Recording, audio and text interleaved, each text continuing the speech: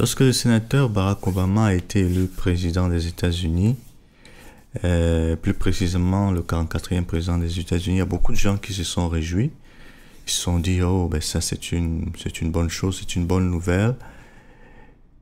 Un noir a été élu président des États-Unis et en plus, c'est un noir qui est marié à une descendante d'esclaves noirs et c'est un phénomène sans précédent, c'est une bonne nouvelle. Mais il fallait se demander où était passée l'Amérique qui avait activement pratiqué l'esclavage pendant 400 ans, plus de 400 ans.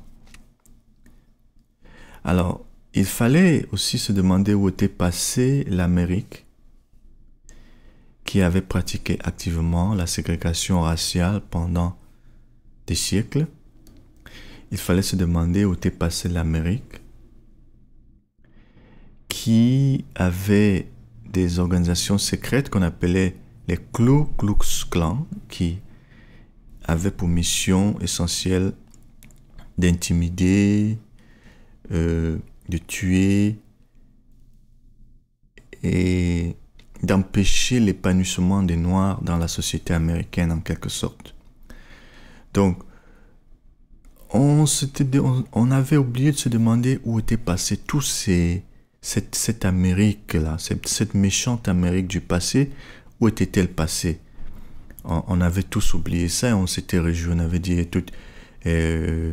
on progresse, le monde progresse, l'Amérique progresse.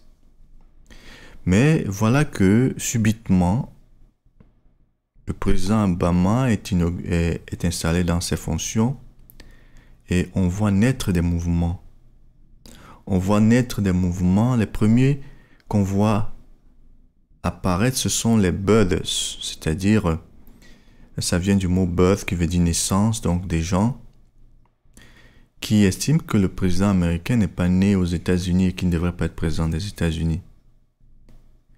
Et malgré toutes les évidences, notamment la publication de la naissance de Barack Obama dans la presse locale, n'est-ce pas, à Honolulu, qui fait état de la naissance de Barack Obama, n'est-ce pas?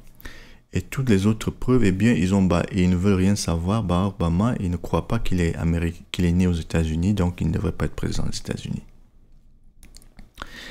Et on a par la suite cette crise financière qui se présente et qui est, n'est-ce pas,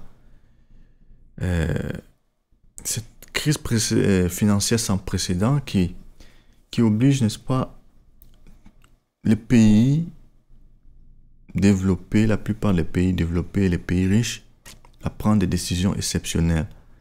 C'est-à-dire à dépenser plus d'argent pour relancer l'économie. Alors c'est ce que Barack Obama a fait. Il dit, eh bien, nous allons relancer l'économie comme ce fut le cas lorsque le président Roosevelt était aux affaires. Il avait lancé le New Deal, n'est-ce pas? Il avait dépensé beaucoup d'argent pour rebâtir les infrastructures de son pays. Eh bien, c'est ce que Barack Obama, plus ou moins, essaie de faire. Donc, il dit, je vais dépenser de l'argent pour relancer l'économie. Et c'est d'ailleurs aussi les conseils qui sont donnés par le Fonds monétaire international. Alors, il injecte de l'argent dans les systèmes et voilà qu'un mouvement se crée, le mouvement des qui s'appelle Tea Party. Donc, Tea, Tea Party veut dire parti de thé. Donc, ils se retrouvent pour prendre du thé ensemble et dénoncer la politique de Barack Obama. Ils estiment qu'il dépense trop d'argent.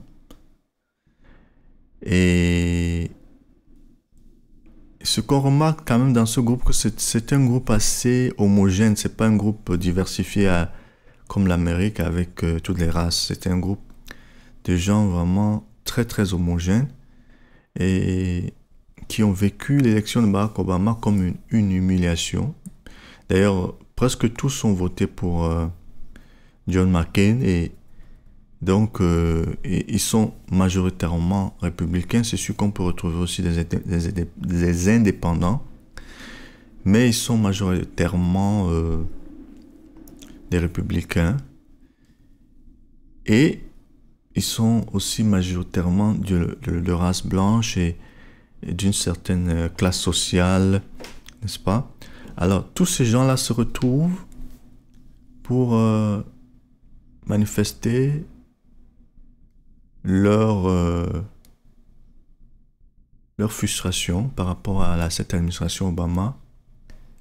Et on constate que le président Obama n'est plus jugé par rapport à ce qu'il peut faire pour les États-Unis.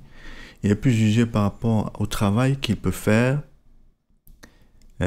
contrairement à son prédécesseur. Donc, il est jugé en fonction de ce qu'il est. Il est un noir et sa femme est une descendante d'esclaves noirs également. Donc, il est jugé pour ce qu'il est et non pour ce qu'il peut faire. Et les protestations ont commencé à fuser de partout.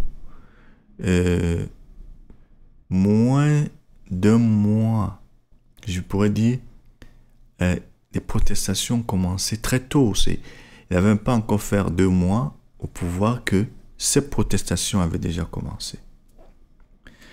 Et donc, il y a beaucoup de choses qu'on peut dire, des phénomènes troublants comme ça que nous vivons dans notre temps, qu'il faudrait, n'est-ce pas, dénoncer. Et je pense qu'il faudrait aussi dénoncer, vous voyez, ce mouvement de protestation complètement infondé qui s'est manifesté lorsque le président Barack Obama a voulu donner un discours à l'occasion de la rentrée scolaire 2009. Eh bien, il y a une vague de protestation